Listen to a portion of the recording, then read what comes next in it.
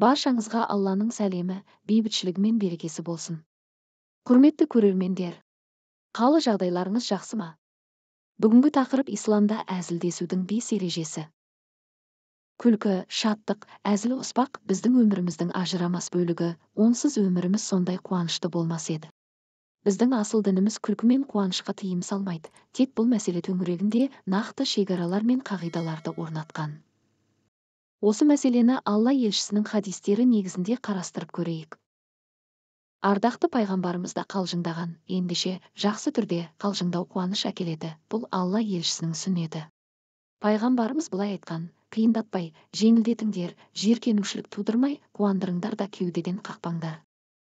Пайғамбарымыздың жұмсақ мінезін аша түсетін көптеген әзіл оқиғалар келтірілген. Солардың біреуі төмендегідей. Әнас ибн Мәліктің құлағының үлкендігіне қарап, оны Алла елшісі екі құлақтың иесі деп атаған екен. Екінші ереже: айтылған қалжың өтірік болмау керек. Хадисте айтылғандай, күлкі үшін мүлде болмаған оқиғаларды ойдан шығарып айтатындар неткен бақытсыз.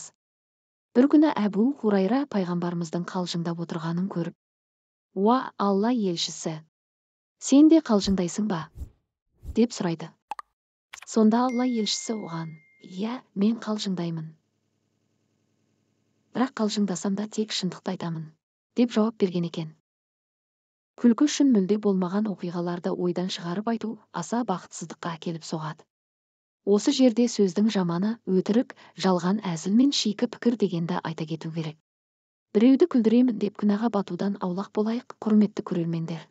Ойдан өтірік күлкілі оқиға құраудың күнә екенін, ал әрбір күнәнің Алла тағаланың жазасына апаратынын есімізден шығармайық. Үшінші ереже: қалжың басқа адамға зиянын тигізбеу керек.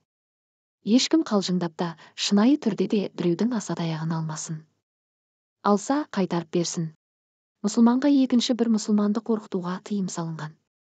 Мұсылман ол тілімен де, қолдарымен де басқа бір мұсылманға зиянын тигізбейтін адам. Ойыннан от шығады дегендей, қалжыңдап отырып, біреудің ар намысына тиетін сөздерді айтып, мұсылманның жанын ауыртудан аулақ болайық. Не нәрседе болсын, басқа жанға зиянымызды тидіріп алудан сақтанып жүрген абзал. Төртінші ереже: күлкіде шектен шығушылыққа тыйым салынған. Мұсылман үнемі ұстамдылық таныта білуі қажет. Орынсыз күлкі ақымақтықтың белгісі дегендей, әр қалжыңның өз орны, өз шегі бар. Адамзат баласының ардақтысы, пайғамбарымыз қатты күліп отырғандардың қасынан өтіп бара жатып, менің білгенімді сендер де білгендеріңде, күлмей, жылар едіңдер деген екен. Көп күлме, өйткені күлкі жанды өлтіреді. Шектен шығып, әдепсіз қалжыңдарды айтып, оған қарқылдап күлу мұсылмандыққа жат қылық болып табылады. Мұсылмандар әдепсіз қылықтармен емес, көркем мінез құлығымен адамдарды өздеріне тарта білгені жөн. Және де бесінші ереже: тыйым салынған тақырыптарға қалжыңдауға, адамның жеке сырын ашуға және пасық сөздер айтуға болмайды.